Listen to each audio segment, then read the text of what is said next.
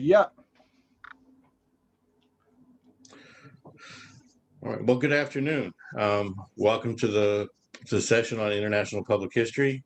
My name is Philip Scarpino, and I'm the chair of this session. I am a professor of history at Indiana University, Purdue University, Indianapolis, which is right in the middle of the United States, right in the middle of Indiana. I was the director of public history here for many years, and I recently stepped down in favor of my colleague, Rebecca Schrum, and I'm also director of oral history for the Tobias Center for Leadership Excellence. So I'm going to introduce my colleagues on the panel and then turn it over to them as they are the experts in international public history. So first up as a speaker and first up to be introduced is Serge Nourier. He served as co-founder and first elected president of the International Federation for Public History. He also founded the Italian Association of Public History and recently served as its elected president. His current research and publications focus on the history of public history, digital humanities, and information literacy. Recent publications include Past Continuous Digital Public History Through Social Media and Photography, and Paul Ashton and Axel Trepesnik, What is Public History Globally? Working with the Past and the Present, 2019, and Digital Public History, and David Dean, editor, A Companion to Public History, 2018. Speaking second is Olaya Sanfuentes from Chile. She's an associate professor at Pontificia Universidad Católica de Chile. She is actively involved in developing a master's degree in public history. She is a leader in heritage studies and is the person on her faculty who is in charge of heritage studies. She has consulted with the Ministry of Education on curriculum, and she has written several historical books for children. Recent international honors and awards include a fellowship at Bard Graduate Center in New York, July 2018, and an Erasmus Scholarship at the University of Edinburgh, Department of Art History. Recent publications include, and I'm going to say this in English, Essays on Cultural and Sustainable Heritage in Chile and Spain. Third presenter is Graham Smith. Graham is Deputy Head of School, History, Classics, and Archaeology, Newcastle University, United Kingdom. He is in the process of developing a master's degree in public history. He previously a member of the history department at Royal Holloway, University of London, where he directed the college's master's program in public history. He was elected chair of the Oral History Society, served for 13 years. His research includes families, food, migration, and the history of medicine. Recent oral history related publications include A Short History of Oral History, 1973 to 2013, and Work Law, Yearbook of Oral History, and Despair, Older Homeless Men's Accounts of Their Emotional Trajectories in Oral History in 2011. So with that, I will turn the panel over to my colleagues, and they'll each present, and at the end, we hope to have some discussion. And if you're listening to us and you have questions, you can put them in the question and answer, and I will do my best to monitor them and relay them to the panel. So, Serge, you're on. Yes, thank you, Phil. I'm very happy to be here with you this evening. For me, it's the evening in Florence, Italy. So let me start with sharing my screen with you.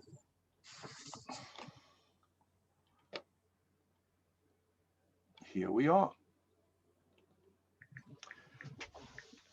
So my talk will be a brief introduction to the developments in Italian public history. So a national perspective on what has been done and what is at stake for the moment in Italy about public and applied history. I tried to put in red here the different arguments you wanted us to deal with, which you, I hope, will see they will be dealt with during my short talk. Now, public history is really something that is worldwide. You see in this fresco that you have absolutely the presence of books everywhere in the world. I have the recent one in German, in Brazil, everywhere in the world, in Italy. You have all the possibility to see about public history and to discuss public history.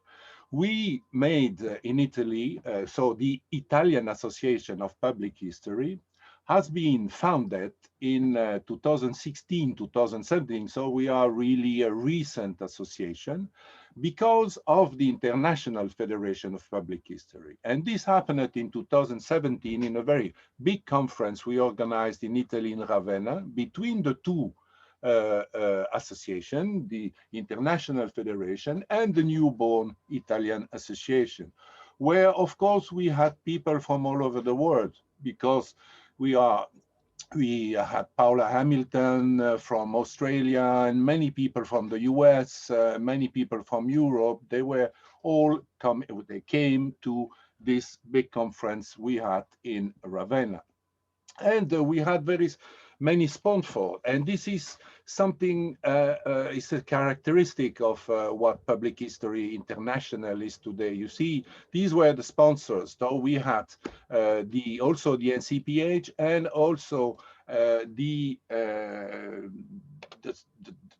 universities that were supporting the EFPH at that time, Purdue, in Luxembourg, and other important institutions that were behind us. And this is, of course, a characteristic that in these panels, in these conferences, we try to have on board different institutions from all over the world, and always more, of course, with the International Federation.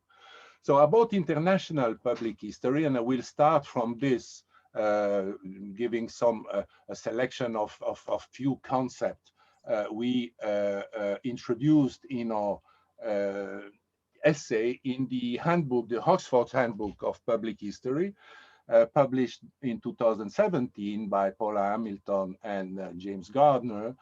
We were discussing Thomas Covin, who is at the moment the president of the International Federation for Public History.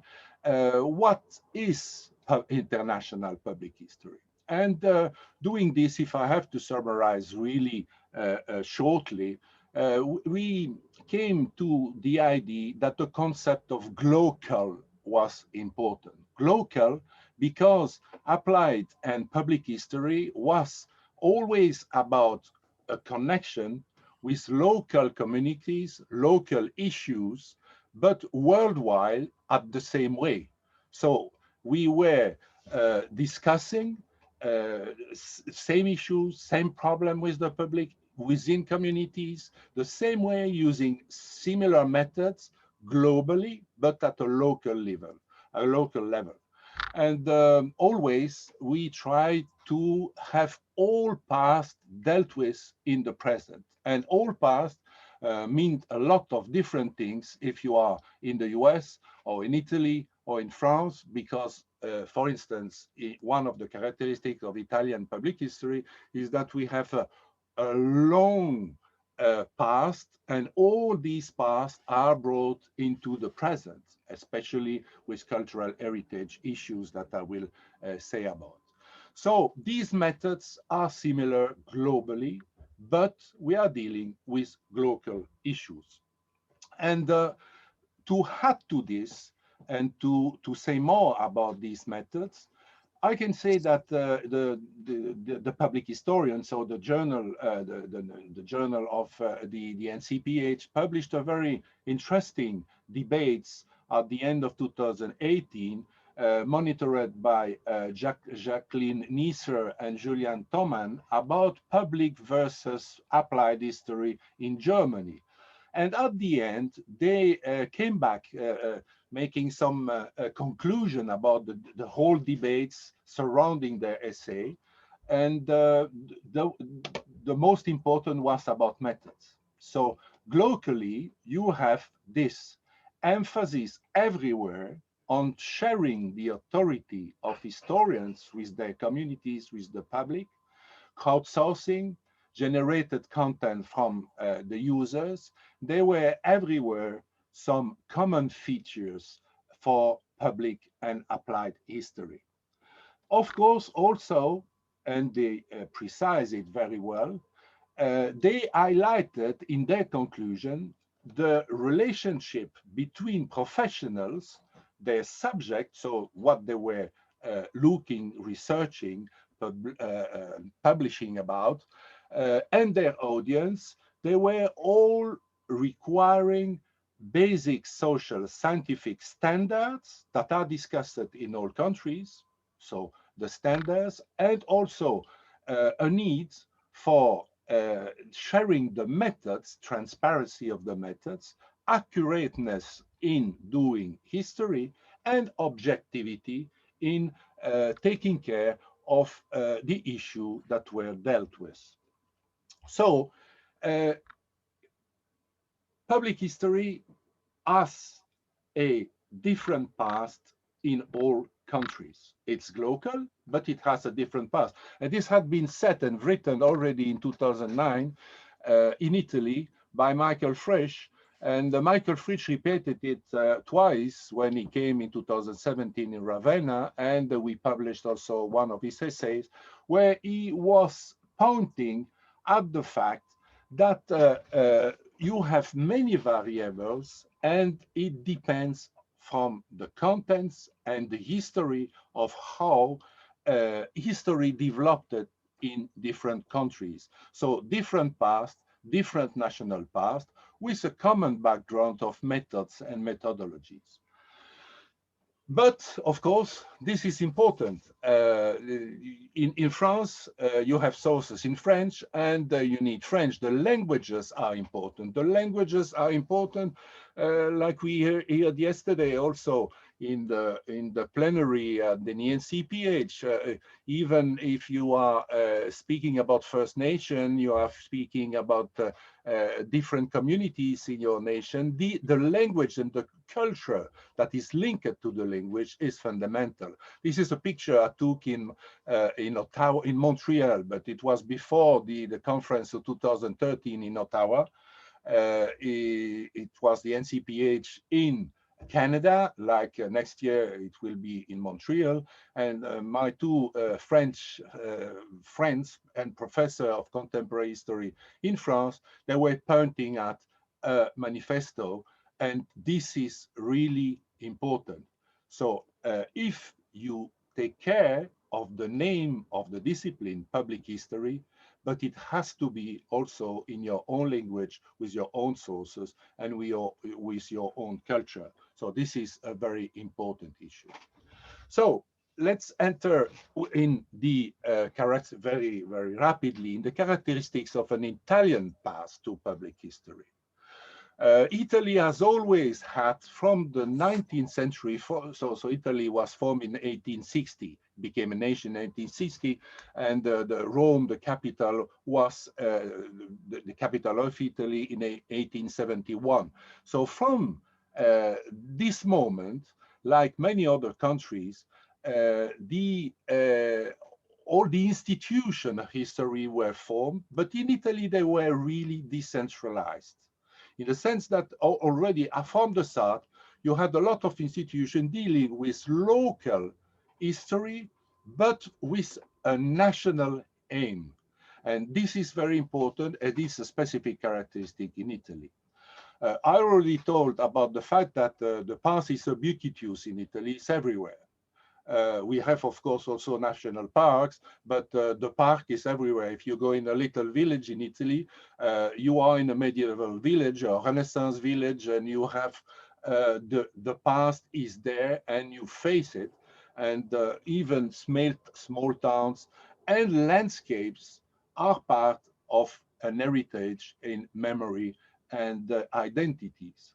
So local communities, all local communities with their local institution, they are dealing with material and immaterial heritage about their own identity and memory. And everybody is on board and really willing to deal with this past that they know belongs to them in their communities. So also when the the field of public history, the discipline of public history, met the historical studies in Italy in the 90s, it was through a specific concept that was ambiguous: the use of history, the public use of history. And in the context of Italy, and especially after the Second World War, it was a problem because it was a politically instrumental. So using the past, using history to support some ideologies or some political parties. It was clear. So the idea, but it was also all the rest. So the public use of history was this instrumental use, but was also what we expect from a normal public history activity. So it was ambiguous. It has to change. Uh, Public history education in Italy starts, this is also an important issue, is now starting in 23 different universities, but only with specific courses, specific programs, few masters, but we have a growing interest in faculties about the field and the teaching of the field. Of course, I mentioned the international influences. When we introduced public history after the foundation of the Italian Association, we were looking at how in the US you institutionalized the field. So the way you created your program, the definition of the field, the definitions of the methods you were using, and this was discussed, and it's an important issue, the importance of international influences. And then, of course, we collaborated with other institutions, other associations, with EFPH, NCPH.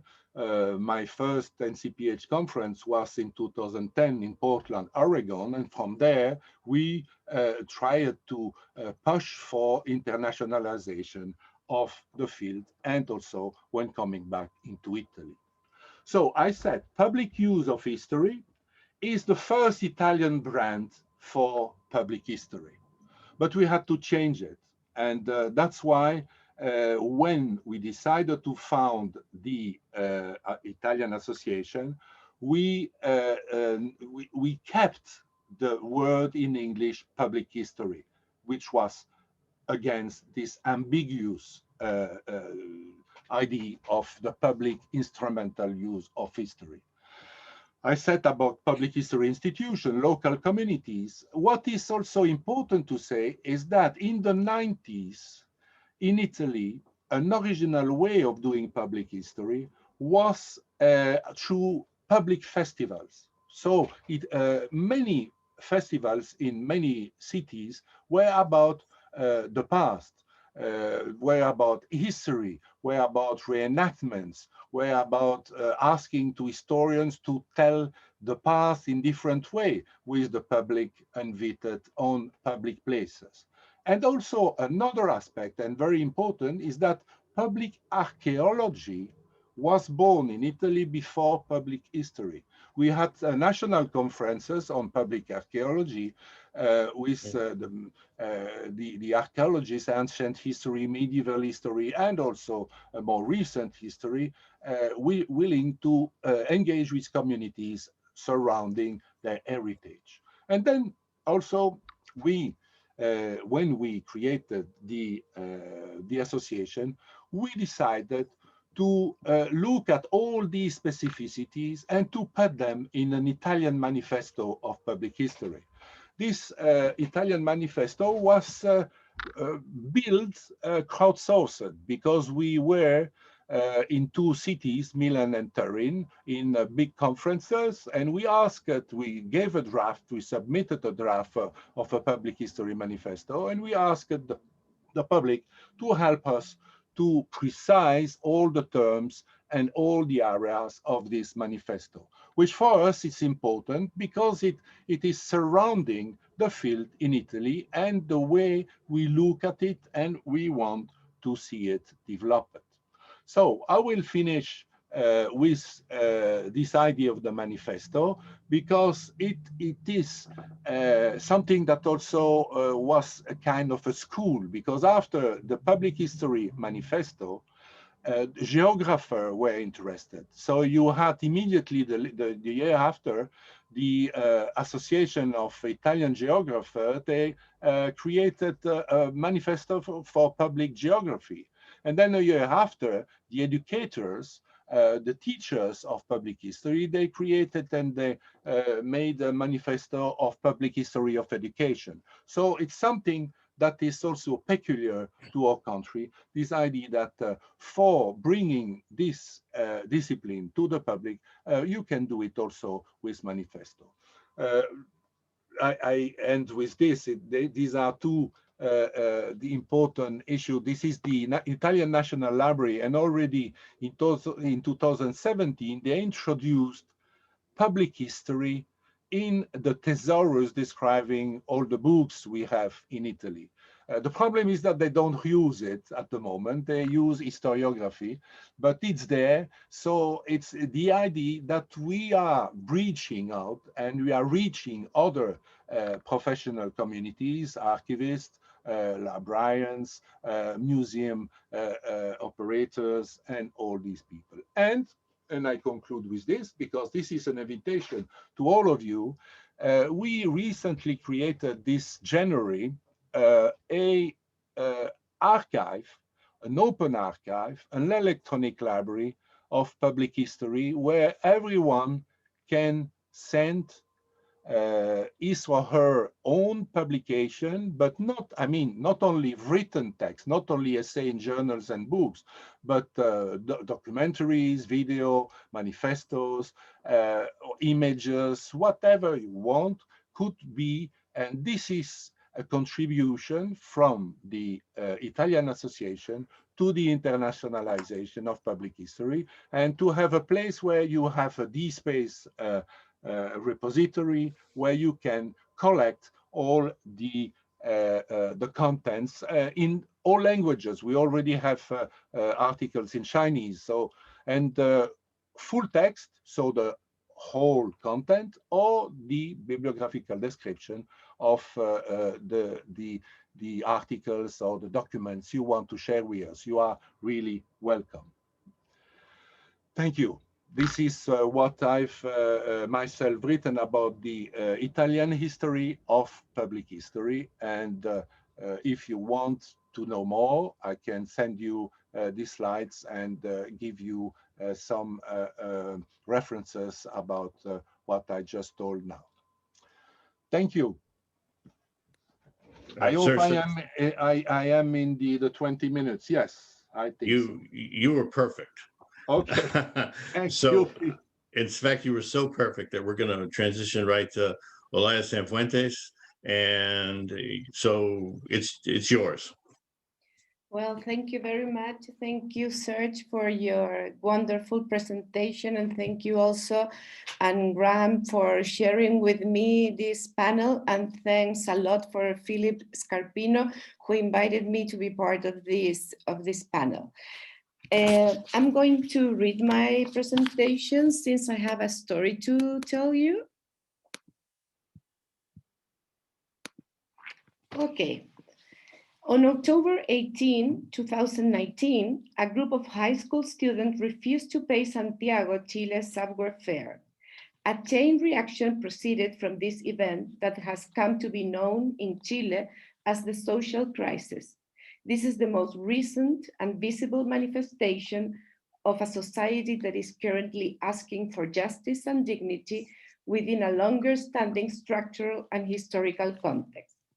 Since this date, we have experienced days-long peaceful marches in addition to violent acts by groups who have looted and burned public and private infrastructure. While some of these acts are legitimate and others excessively violent, in the overlap, we find what has happened to the public monuments. The way these monuments have been affected by various citizens reveals that identities and symbols, public history, and heritage affect and motivate citizens.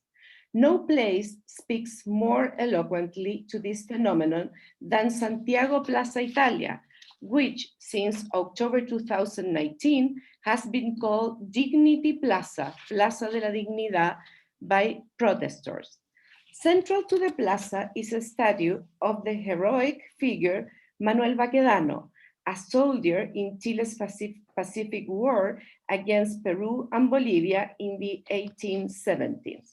Since October 19, this statue has experienced daily intervention. It has been painted, climbed upon, custom, and dressed. Attempts have been made to knock it down and also burn it.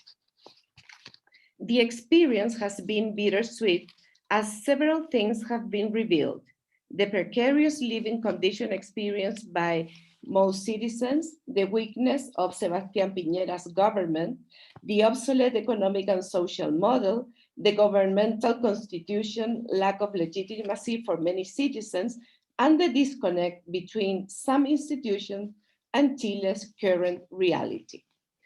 Academia is among the institutions criticized for not anticipating the crisis and for isolating itself in its ivory tower, far from the problems of fellow countrymen. Before October 2019, we thought of the disconnect between academia and the outside world as something distant, a situation that we describe with little concern. Must a social conflict of this magnitude erupt in order for us to narrow the gap between what we study and what happens in the street, between the problems we study and our fellow citizens' real problems of daily life? Nowadays in Chile, one asks oneself these questions and many more. In this context, the Pontificia Universidad Católica's History Department's initiative to create a master's degree program in public history satisfies an urgent structural need. An interest in creating a master's degree for public history began about 10 years ago in the History Institute and stemmed from the then director's experience with academia in the United States. However, it wasn't until 2017 that the institution would charge a full-time faculty member with the task of creating this master's. This professor began to research public history both by reviewing a specialized bibliography of the literature and by studying different postgraduate public history programs found around the world. In this way, it became clearer how the traditions and idiosyncrasies from each place affected their programs.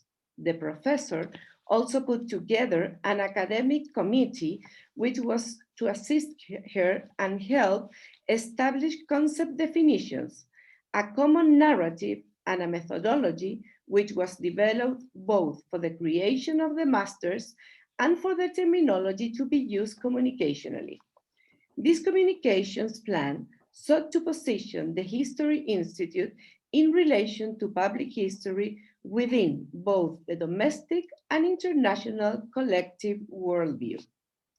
Once the committee had been created, the bibliography was read and the analysis of the current academic and professional programs was completed. A definition of public history emerged that coincided with the mission of the Universidad Católica, with the academic definition used in the field, and with the needs of the Chilean society. The definition, which would inspire all activities and conversations held since then, was the following. We understand public history to be the practice of and reflection on communicating history to broad audiences and making history with audiences, which allows for being dynamically in sync with current social needs. Other goals were the following. Communicating history to lay audiences and through the use of the newest, most efficient, and most effective contemporary media. Working with other disciplines to approach, understand, and communicate historical issues and problems relevant to history, prioritizing real-life cases while considering the theoretical dimension, and encouraging public participation. Along with the definition, we proposed a key concept with which to permeate all associated activities and to constitute both a work methodology and an end in itself. The inspiring concept we chose was dialogue, particularly a polyphonic dialogue with which each person is open to the other, a dialogue dedicated to the avoidance of violence and the construction of a better world. In terms of the process of creating the Masters in Public History, this dialogue ought to establish a bilateral relationship between the university and society and allow social needs to connect to the discipline, thereby complying with the university so-called third mission. This dialogue ought to occur among a variety of disciplines and allow for the creation of complex questions that can be addressed from different approaches. Dialogue is an end in itself because only through dialogue can we hope to experience the greater dialogue required to achieve a more democratic society.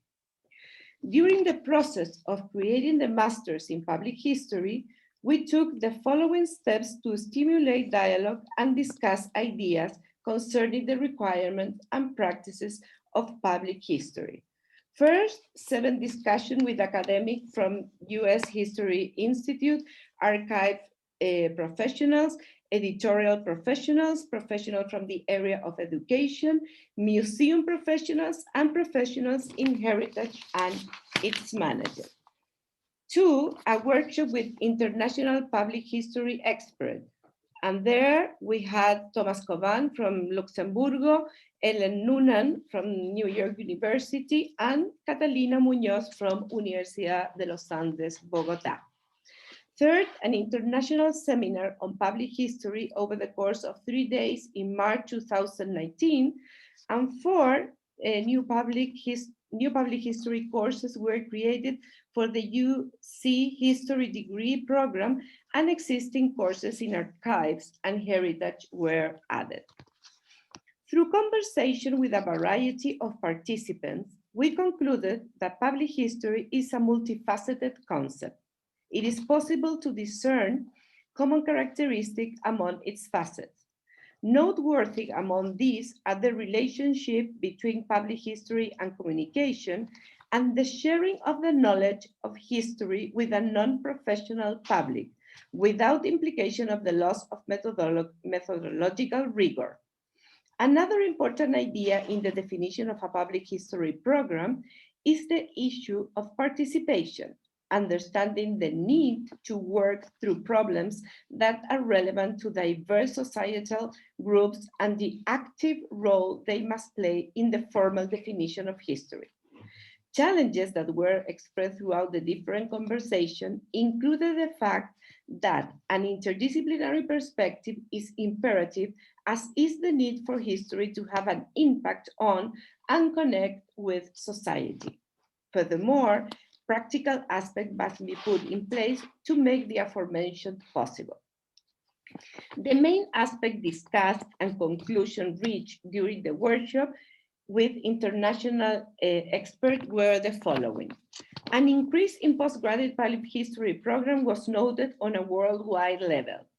2, the importance of establishing a program based on the strength of the local context. 3, the importance of alliances with public institutions. 4, the importance of valuing work in public history as part of the process of evaluation of an academic.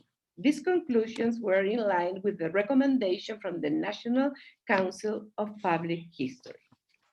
Chile's first international seminar on public history was held from March 19 to the 21st of 2019 with over 300 attendees.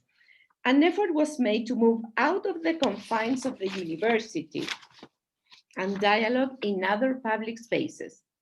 One day of the seminar was held at the Museum of Memory and Human Rights, Museo de la Memoria y los Derechos Humanos, another at the National Library, and the third at the auditorium of the History, Geography, and Political Science Department.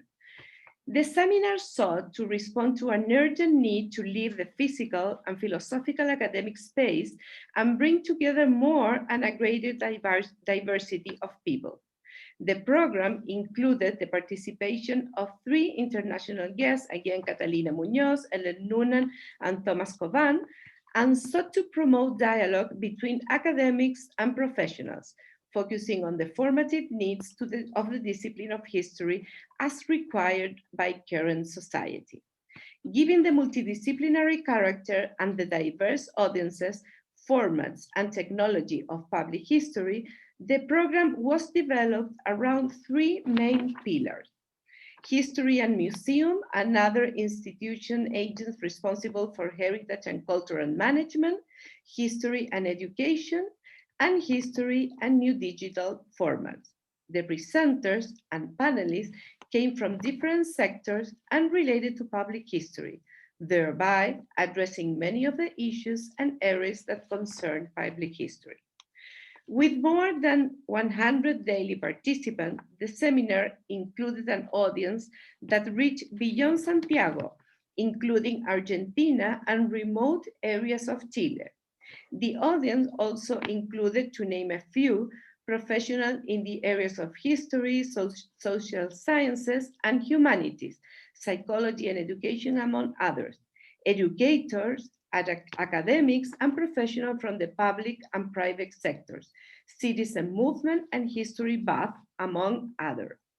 The seminar was successful in terms of public history as a specialization that seeks dialogue. Diverse voices were heard that had never before been included in such dialogue. The seminar's success was evidence of the professional and academic world's interest in public history program. In this way, the seminar created a bridge to those projects and institutions dedicated to sharing history with audiences and institutions outside of the traditional discipline of history, including museums, editorials, archives, libraries, municipalities, and communications media. Overall, this was the first of 4 stages in the process of creating a public history master's program. With the definition of concepts and objectives, a vision for the future, and information and experience at our disposal, we were able to justify a proposal for the creation of the masters. At the same time, we could involve our academic community in the process of creating a program where some of them might work in the future. Each professor felt that their opinion was held and some of their proposals were incorporated. We are now in the second stage, which involves the definition of the student profile and the curriculum. Going back to Baquedano Monument, it was removed last week in order to be restored. More political and historiographic questions arise now. Thank you very much. Welcome, thank you.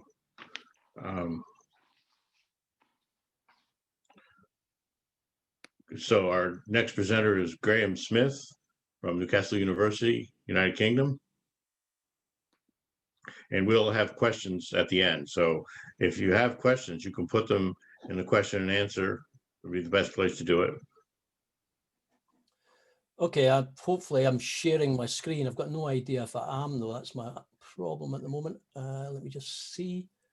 And I don't know which screen I'm sharing at the moment. Am I sharing my slides?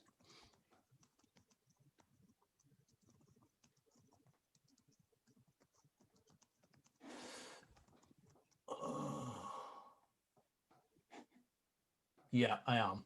That's grand. Okay, I want to talk a bit about public history in Britain and its context, but actually, what struck me over the last few days and would have struck most public historians in Britain is the role of the state in particular.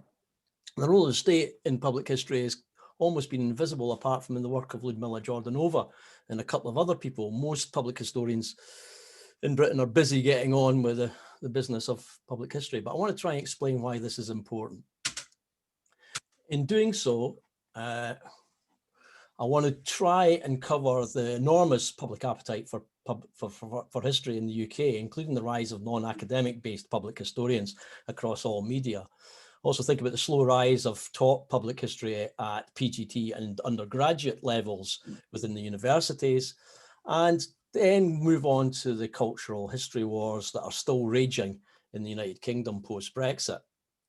And finally, think about the promotion of wider heritage activities through directed funding and what is to be done in this context. So some of the rise of the media public historians and why this is important is that it's actually quite difficult to establish in the UK any centre of public history that would give us purchase in the way that we've heard from our other two presenters. And I'd like to thank the presenters for that, because I think it does give us a foil to run against about how public history, as Serge said, develops differently in different local contexts. And the big thing in the UK has been this public appetite for history, which has been driven by the heritage sector, which is an enormous sector in the UK and involves reenactment, buildings, historic sites, royal palaces, etc., etc. But a whole industry has been built on this. Dan Snow, who you see on the left here, and his Witness History, is actually a private company now selling videos by subscription through a channel called History Hit. And that's been a huge development in the UK. At the same time, we've seen, and Dan Snow, by the way, comes from almost BBC, British broadcasting royalty. Both his parents worked for the BBC. Susanna Lipscomb, by contrast, started as a curator in one of those royal palaces and then moved into academia and has been sort of an academic since then, but working primarily in television for Channel 5 and BBC. And has written or has produced material on the Secrets of the National Trust, which is the largest membership organisation in the UK and is a history organisation. And she's now turned to podcasts. The last of that group is Greg Jenner, and each of these three represents a different set of public historians, if you like, who are working in media settings. Greg Jenner is perhaps one of the earliest examples of this group and has been crossing over to academia and back quite frequently. He appears regularly on the UK university courses as a guest speaker, and is one of the brightest of the bunch, and has been a long time historical consultant for the BBC, and has been involved in a project called Horrible Histories, which some of you might know about, which is part of children's broadcasting in Britain, and quite an important actual inspiration for many of the people who end up being history students at universities. So those crossovers between community-based and media-based and academic-based are probably more fluid in the UK than perhaps elsewhere. This is the emergent picture that you can see here of the rise of taught public history MAs, and they kind of give you some sort of representation of what's also going on at undergraduate level. And you can see that between 2012 and 2016, there was 6 public history degree programs. Queen's Belfast had just started, and each had its own specialty and its own idea about what it should be presenting. You can also see that the numbers of graduates being produced out of these one-year programs is relatively small. It's probably about 19, 20 a year at Royal Holloway in London. But actually it's little as 1 in Swansea. So these are not big numbers, although Royal Holloway has been going for some time now. It's the earliest of the group at 2012. As I say, all these programs are actually drawing on that other and probably richer heritage of media public history, but also the heritage industry itself. And you can see two of those have got heritage orientation. But there is a difference between heritage studies and public history in England in particular. And that tension has been most evident in Newcastle, where we've just set up an MA public history that sits beside a much larger heritage programme. One of the things that's also become evident in this survey is that increasingly people are taking what's known as a Four Nations approach in the UK. And that's partly because the UK is under a great deal of strain at the moment. And part of that reason is the Brexit result that you can see on the left-hand side of the screen here. And what you can see here is the way that the four nations that make up the United Kingdom are looking very separate in terms of Brexit and the end of our relationship with the European Union. So as many as 60% or 62% of Scots voted to remain. So the four nations have developed almost their own public histories, actually, when you start to look at across the UK. Northern Ireland, and particularly Queen's Belfast, has been specialising in conflict and resolution. And I know Alwyn has already spoken at this conference and has connected up not just conflict in Northern Ireland, but conflict globally. In England, Royal Holloway and Newcastle will specialise or have been specialising in identity and history. And Edward Madigan and I started in response to the Brexit, a thing called Historians for History. It was actually in response to a group of historians who were supporting Brexit called Historians for Britain. We started Historians for History, partly as a joke. But actually what's interesting about that blog is now getting a fair amount of traction. It's also worth noting that Edward is a citizen of Ireland, and I've never really considered myself to be English. So there's something else interesting happening there as well. In Wales, particularly Bangor University, have really led the way in terms of thinking about Four Nations history in this respect. And in Scotland, what we're seeing is a probably much further a development that's much further than the rest of the UK in decolonisation. The University of Glasgow, for example, offered £20 million worth of reparations to the University of West Indies to fund a joint centre for development research, which will also include history. So where does this all start in terms of my survey? Well, I guess one of the things that people might not be aware of is just how much money is spent on history in the UK. The single fund, the Heritage Lottery Fund, for example, which was founded in 1994, had in 2011 £260 million in spend, and managed to spend 249 million of that. Part of the money, 43 million, was transferred to the Olympic Lottery Distribution Fund. I'll come on to say why that's important in a minute. But it was driven, a lot of this activity was driven by this notion of our island history, or our island story, which attracted the attention of the then Prime Minister, David Cameron, but also his Education Secretary as well. And the idea was that history ought to celebrate the distinguished role of these islands in the history of the world. This is from a book that was published actually originally in 1905. So you've got this assertion, if you like, that Britain's identity is important. So that's our island story, where it sits in our timeline at the beginning of my survey of 2011. It was also a time when vast amounts of money was being spent on heritage, including 35 million to the National Library of Scotland for collecting Darwin's letters, Samuel Smiles' materials, and David Livingstone's letters together in a new archive, the John Murray archive. John Murray was a publisher, and hence why that was produced. The point about that, though, was that that was very much what would have been known at one time as the North British identity rather than the Scottish one. As I said, the money was transferred to the Olympics for the 2012 opening ceremony, which was described by its producer as a love letter to Britain. And then the year afterwards began the plans for this massive commemoration of the First World War.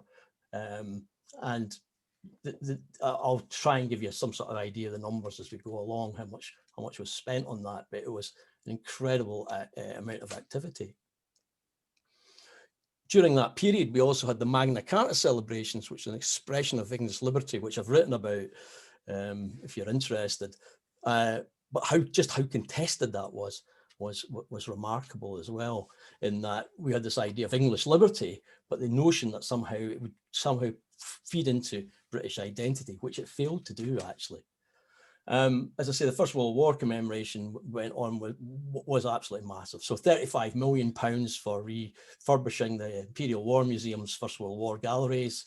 There was battlefield tours. There was a youth engagement scheme at 15 million. There was £10 million more spent on a cultural programme. Plus, at the same time, people began to do commemoration around the Second World War.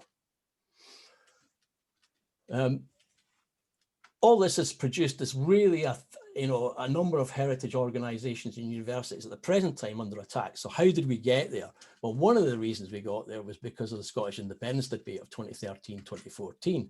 So you can see this cutting across these activities, but these activities also responding to this political development. And then later on within the Brexit campaign of April to June 2016. So all of this is going on at the same time.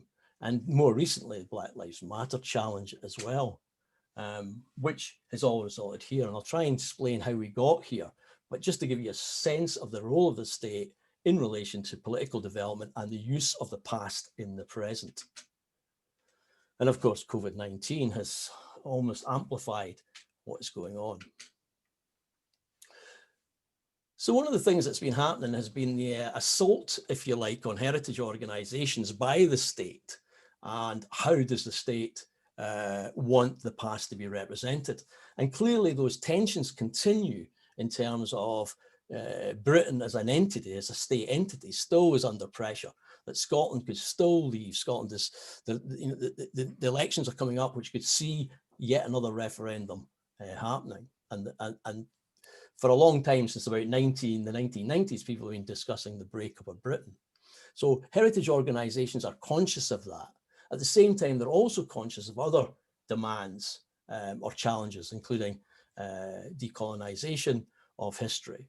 And here we see both the National Trust and Kew Gardens attempting to meet those challenges. And what then happened was funding was threatened, and leaders of heritage organisations were asked to come along to speak to the government about their role in creating history. There's a bit of a debate now amongst public historians and public-facing historians about what all this means. And it's one level, there's a great deal of concern, but on another level, there's also that sort of idea that, well, perhaps this will blow over. The last two history wars of the 1990s and the beginning of 2000s, well, they blew over. So this is maybe just another 10-year cycle, and actually there's not a great deal of worry. So here we see, for example, Rob Williamson, the Chief Executive of Community Foundation, and we are saying, really this is going to blow over. It's all stuff in air. That is perhaps one view. Another view is that what we're seeing is the use of the past and as an attempt to shore up the British state. Perhaps more seriously has been the attack on the practice of history within universities. So we had been working on the idea of decolonisation, particularly after about 2017. But what we've actually seen now is a quite clear indication by the UK government that a head of faculty should not force or pressure academics to teach from, and there's an error there in the policy white paper, their own ideological viewpoint, or to only use set texts that comply with their own viewpoint. This applies equally to contested political ideologies that are not associated with a particular political party or view, such as decolonising the curriculum. So again, this response has been, almost a quite chiding, including by the students' unions, that the government ministers are mistaken, that this is all in error, and simply the government getting it wrong and it'll all blow over. However, another reading of this is a deliberate distraction by the government, and that may not blow over. There's some evidence on both sides at the moment. But how we got here, I think, is really fascinating. And it's that relationship between the state and public history that people are trying to negotiate, both as media professionals and as academics, and as I say, how that crosses over. In summary, I think there's a wealth of work that we can do as academics within the UK public history community. And we can undertake particularly that part of work that could be around the state's role in using the past to frame the present. It's likely that we'll need to take a Four Nations approach. And what's interesting about that approach is rooted in the work of one of the earliest public historians in Britain, Ralph Samuel, who wrote about the Four Nations approach, but which has been more recently adopted by David Starkey, who is one of the historians for Britain, one of the people who supported Brexit, quite a well-known historian, in fact, who's now adopted the same perspective, but in order to say, look, these four nations can live together. So the turning on its head constantly and the reuse, not just of history, but historiography in trying to shore up the UK is evident. We'll need to continue to draw on wider public history experience that is community-based. What we've found over the last few years, particularly those of us who engaged in oral history and public history, is that audiences are active.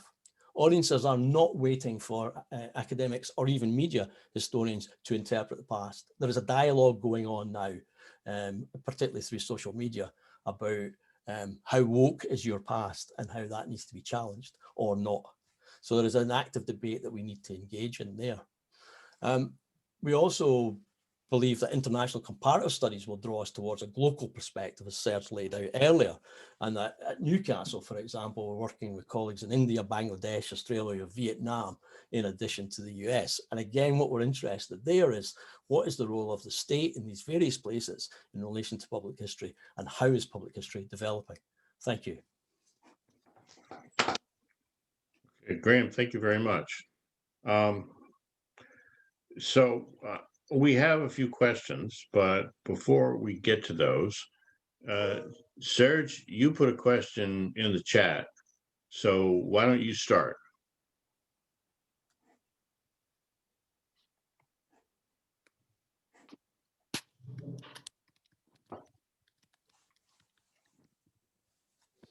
Serge, you there?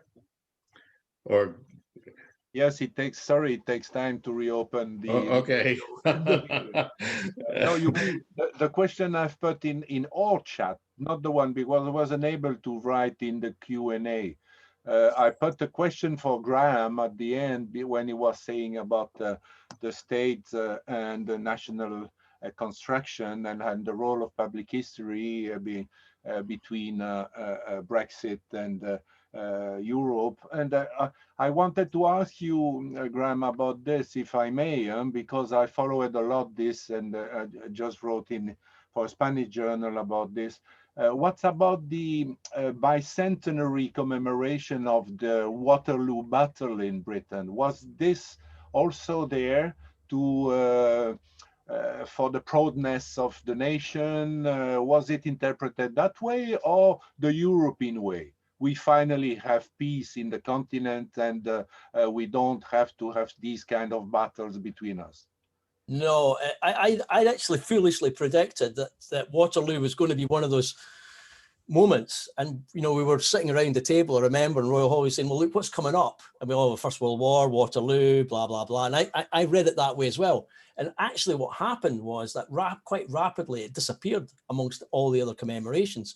Actually, Magna Carta was much more significant than Waterloo. And what was interesting about Waterloo was the feeling that it wasn't just our battle. That was the problem. So, you know, the problem is that we had we'd allied with the Germans to beat the French. That doesn't fit into that. It didn't fit into the narrative that was building either around Brexit on the one hand, you know, which has been a long fuse, or around Black Lives Matter. It just didn't fit in the end of the day and we ended up with at least those two competing narratives. So lots of other things got squeezed. Okay. Thank you. So, good. All right, so I'm gonna we have a couple of questions in the question, and I'm going to go to this one first. This is from Claire Jerry, and the question is, how, if at all, do public history organizations or the academic programs in each of these examples see their relationship to museum studies or the study of historic preservation? In the US, there is often great overlap between these fields. So the question is, in each of your public history experiences in your own country, do you see a relationship between public history and museum studies and historic preservation? And I think you could all take it on if you want to, because you have somewhat different experiences. Maybe we start with Olaya, because she's in the middle of my screen. Okay, thank you very much. That's a good question. And regarding museum study, everything has to do with heritage studies. All things that are related with museums, heritage studies have approached. Since we don't have public history yet in Chile, if you are having a conversation and you say that you are preparing a public history program, they say, what is public history? So it's out of the question. And it is interesting that the relationship between museum studies and heritage study is very, very recent, since everything related to heritage was approached by architects. So the heritage were completely out of the concerns of museum, but now a new definition of heritage has opened the door for museums and heritage studies to work together. But I think that for the public historian, at least in Chile, there is an important and virgin space for us to conquest and to approach from the public history. So thank you very much. So Serge, what do you think? I will be very brief, because also in Italy, public history is very recent. So museum studies are still there, and I think we will be concurrent. What I can say is that a lot of Italian public historians are curators in museum, and that important issues connected to public history and the debates of the past in public opinion is linked with museums. For instance, just one, in 2016, we wanted and we had the money to create a museum in the city in which Mussolini was born, about the history of the first half of the 20th century, which is mainly the history of fascism there. And this divided totally the public opinion, historians, and it was about historians dealing with, public historians dealing with, and in the public opinion. So there are very few public history courses, and some of them, of course, they explain you how to create an exhibition, or to curate, or to engage with your communities when you are in a museum and you have to promote some issue. But that's part of the bunch of activities public historians, taught public historians will have to do. But it's enormous. The ICOM, the International Commission of Museum, is present. They have their studies, they have their association, and they have their own access to jobs. Graham, you touched on this a little bit in your presentation, but do you want to add anything? Yeah, I mean, museums have got their own association, they've got their own structures, and it's out of those museum structures and associations the first heritage courses started. They're much older than public history in the UK. Public history is seen as a bit of a late entry and a bit of a threat to those heritage organisations or heritage courses. And it's quite difficult to navigate that in some places. It was fairly easy in London because there's just so many heritage sites, there are so many museums, etc., etc., etc. it's much tighter in the provinces. So, you know, we tend to have a much more difficult relationship. It's taken us 2, maybe 3 years to get the MA Public History off the ground at Newcastle because of the presence of a large heritage course. So it's been seen as, you know, we had to define public history in relation to heritage. We couldn't just say we were going to do heritage in the same way we could do in London. So I teach historic preservation. Sorry, I teach historic preservation in the United States, and I've been doing it for 30 plus years. And only gradually has history become a part of historic preservation in the US. And in my opinion, it's still not fully integrated. So, Elia, you were going to comment? I wanted to add something, because now one of my colleagues from the Catholic University is directing the National History Museum, of the Museum of National History. And doing that, she has realized that she has a problem that has to do with something that Graham noticed, that instead of directing or managing with a national history, she is encouraged to contest the national history, and instead of that, trying to provide histories. Because, for example, the Mapuche people, they don't think that they are part of our nation. So they don't think that they are included, and they don't want to be included in the Museum of National History. So there is no relationship right now between the public history realm and the museum, but at the same time, from the National History Museum, the director is making public history. If I may say, Olaya, what you said, only in the US I saw all these museums that are dedicated to all the ethnies, to all the components of your national communities. You have Italian American, Chinese American, Arab American. Whether in other countries you have a national history museum, that's all. And that's a very big difference, I think. Yeah. Okay, let's see. So I have a question here from Sarah Rodriguez. She doesn't identify what country she's from, but she says, what are some of the ways that you see U.S. public historians collaborating with public historians from your country, particularly in the current context of COVID-19, which has affected all of us transnationally? In other words, how can U.S. and other public historians start working and thinking transnationally going forward? Any thoughts on that? Yeah, this is easily done because there is a very big project organized by the International Federation for Public History. If you go to the website, you will see there is a map of all the COVID-19 collective invented archive, all the projects that are in all continents that were listed and described there. So to have to make connections, to have a possibility to build connection between those projects. So I suggest for also understanding the different way to engage with the COVID and the memory of the COVID and all these things, to go to the EFPH website and to look at all these programs. It's done with a partner in the US, Made by Us. Made by Us is the partner with the International Federation and creating this map of COVID remembrance and collective and community projects.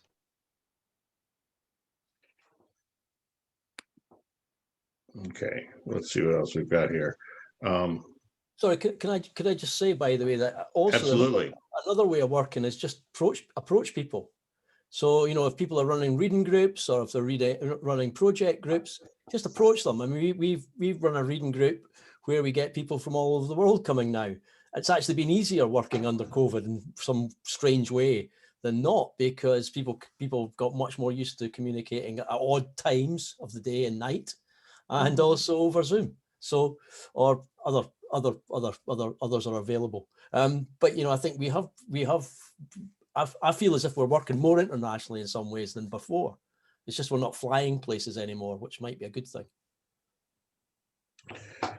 So here is a question from Marin Cody, it says, do you see any interpretation of your national history or your national past or national heritage story being influenced in a detrimental way by the state, by media or social media? And again, Marin Cody doesn't say where he or she is from, but that's the question. Anybody want to try that one? Well, you kind of talked about that in your presentation. I can say that in this second government of Sebastián Piñera, he wants to be famous with a how do you say this? With a special space for democracy in the history museum, and that's unique because we have a museum which is chronologically, and then he wants to have a special hall granted by the state and by his name for democracy, as the democracy is something historically and not a goal that we are always trying to find. So he is going to be the one who is going to capitalize the term democracy in this historical museum. So yes, there are some things that the states and the governments make in detrimental of history, and because they want to capitalize power and all those things. We have the same in Italy. It's a very, very hot debate about the day that National Day of commemorations of some past tragic events. We have in February a day to commemorate the people who came back from Yugoslavia to Italy in 1945, and around 3,500 were killed, pushed in some holes, and there were everyone, families, kids, and so. And there is an enormous debate, public debate, and political debate, also in the social media, for the importance and the difference between what is a mass murdering and a genocide. And this is, of course, present, and political parties and the government, they accepted some not really to hear what historians have to say about what happened in 1945. So yes, there is. But you know, go ahead, Graham. Public history is history that matters. So I think these are always going to happen. This is always going to happen. And I think that's something that, again, it's quite difficult to position yourself as a public historian. But it's, for me, I'm growing further away from thinking this is a misuse of the past or a use of the past, and much more interested in how the past is used and then received, and how audiences then make more use of that past and reflect it back. So there's much more of an audience. In fact, there's much more activity by people in making their own pasts now than ever before. So it's getting our heads around that, rather than simply condemning this use or that use of history, but actually as historians thinking about how that develops and changes over time. Okay. May I ask something? Because there was something that Serge said, a statement that called my attention. And he talked about public history as an activist history. And I was wondering, what do you think about that dilemma of public history being activist or searching knowledge? I think you can do both. I think you have to look for truth. You have to be objective, but you have also political ideas, and you have principles that you want to share with the public, and these are present also in the past. So, for instance, I am a unionist in the sense I am pro-European Union, and if you look at the event in the past, you can eventually interpret them publicly in a perspective that is pro-union. Exactly what Graham said about the division in public opinion in the UK.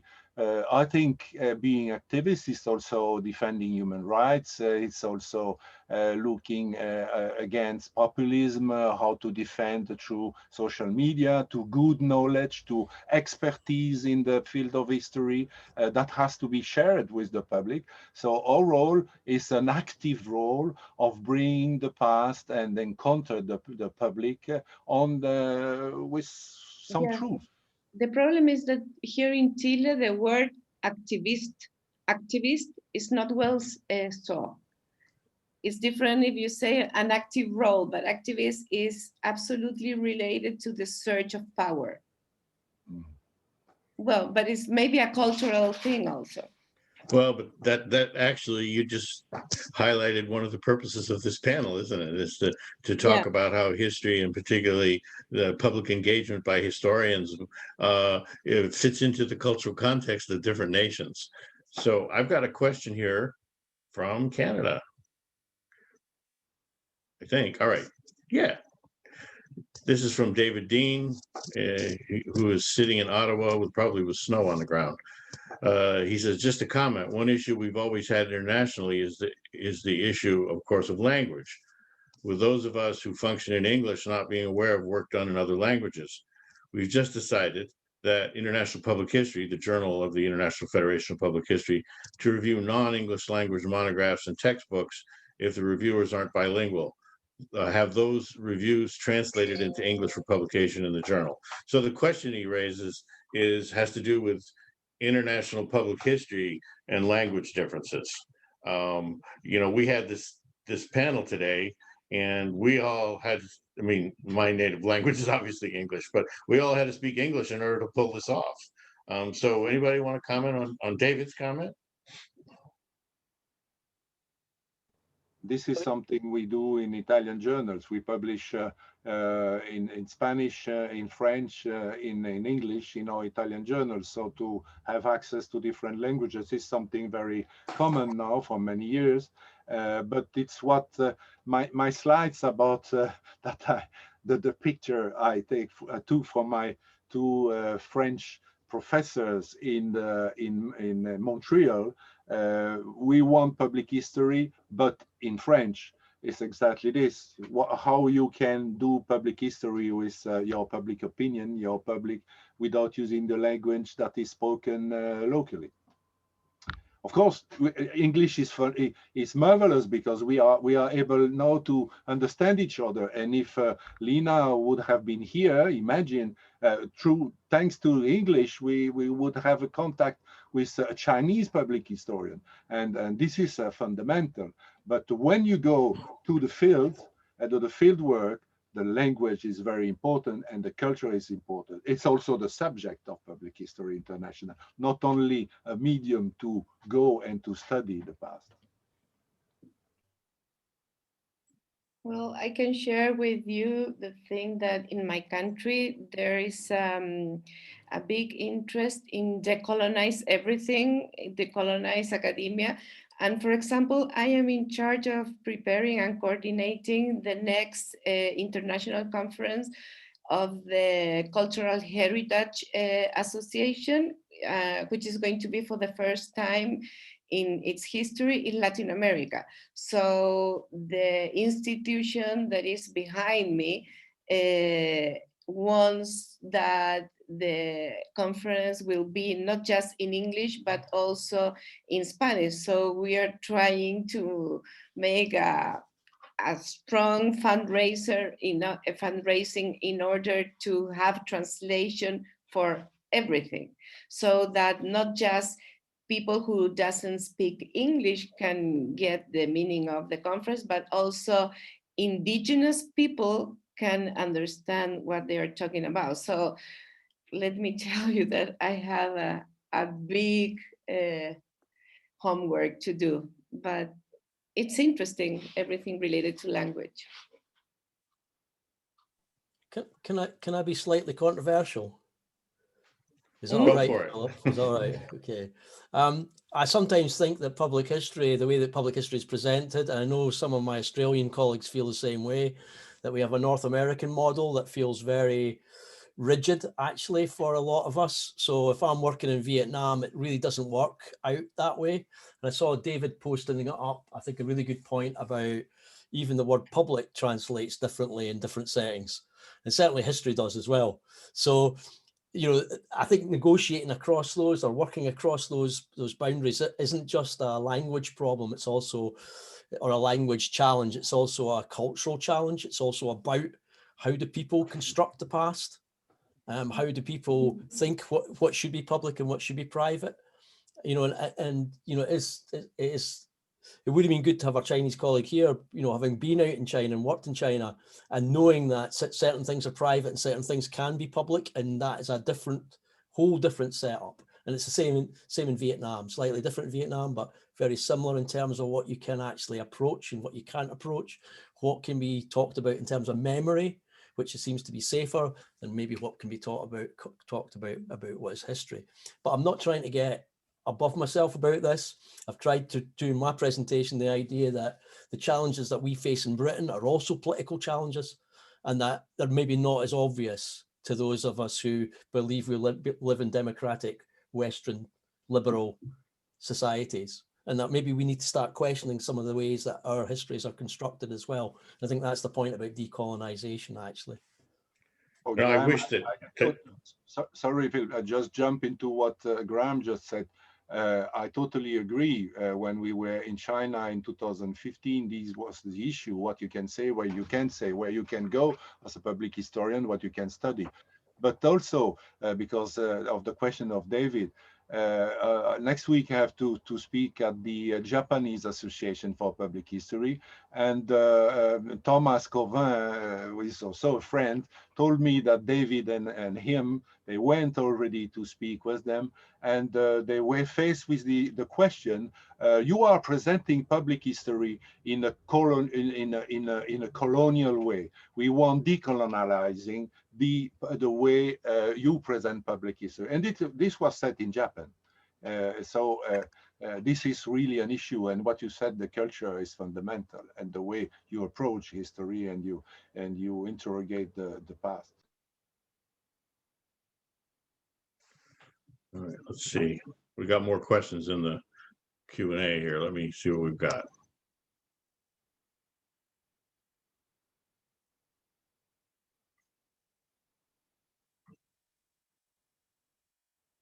Okay, so this one is good evening from Cologne, Germany. My question is, what is your opinion of English being a colonial language versus decolonializing history? Should universities require language proficiencies for public history programs?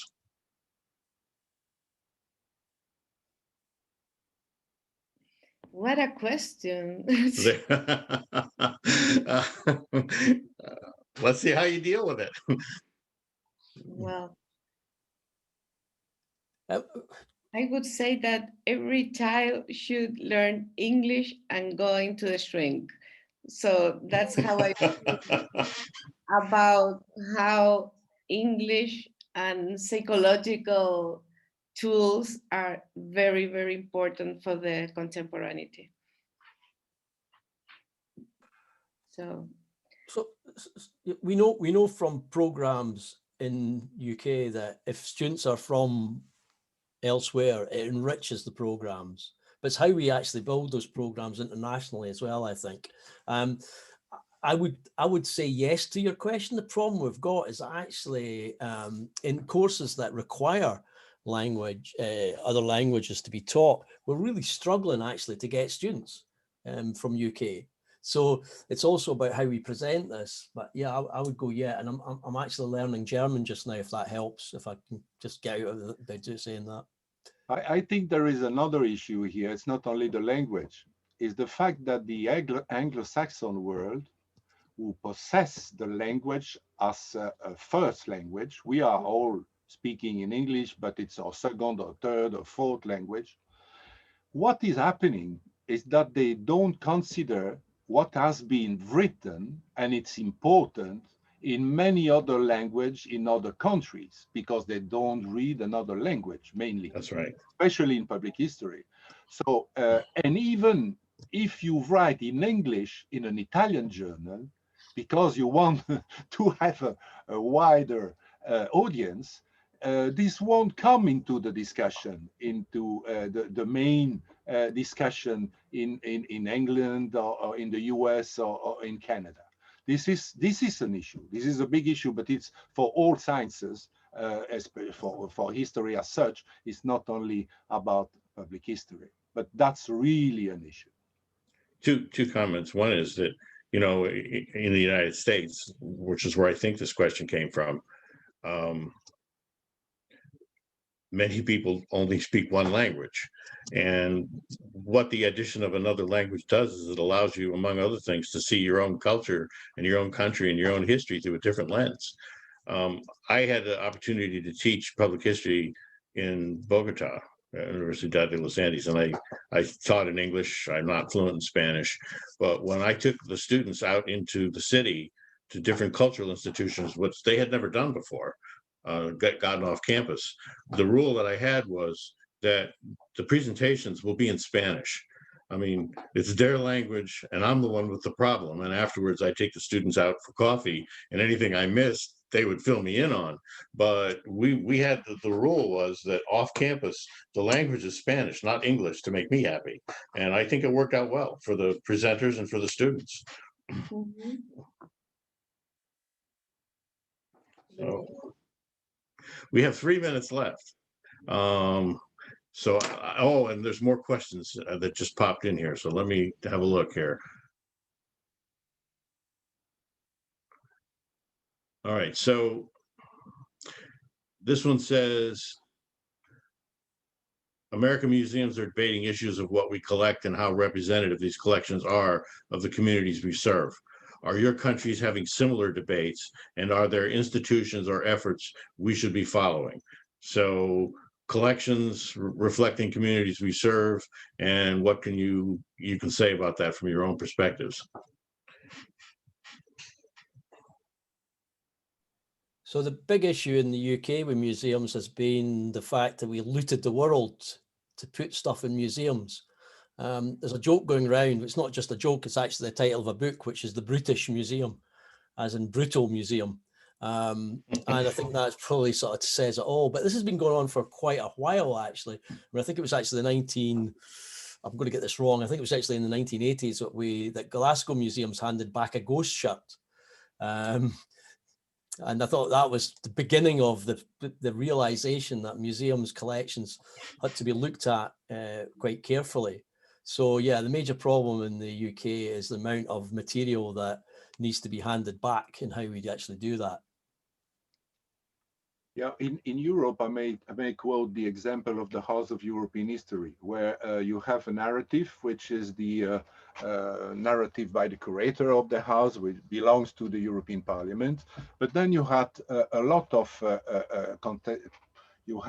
of criticism about this narrative and the absence of object and the absence of ideas, of facts after the Second World War. And this was heavily discussed, how you bring the people into the narrative in such a narrative like the one maintained by an official European Parliament and their curators. So yes, it is part of the debate, but this is an international European debate, which is important, how you connect with the people. So we're going to need to wrap up, and out of respect for our colleague who couldn't be here, Nali Lena, I'm going to point out something that some of you may know and some of you may not know, and that is that she's done, 3 national workshops on public history in China. And I don't remember the exact years, but I had the opportunity to speak at 2 of them. And the last one, I was amazed at the range of people that were there, practitioners, some students and some professors, but most of the people that she had in attendance were actually practicing public history in various institutions in China. So I think that we're obliged to end on time, and it looks like it's exactly 3 o'clock, which is when we're supposed to end. Is that right? So I want to thank the people who logged in and listened to us. I want to thank the panelists for an amazingly lively and interesting discussion as we sit in our own countries and our own homes on Zoom. and hope that someday in the not too distant future we'll be able to do this in person. I'm going to ask the panelists to hang on for a minute so we can just slightly debrief, and I am going to declare this over with a hearty thank you to those of you who logged in and participated with us. Thank you for your question, everyone. Yes. Yeah, thank you very much. Thank you.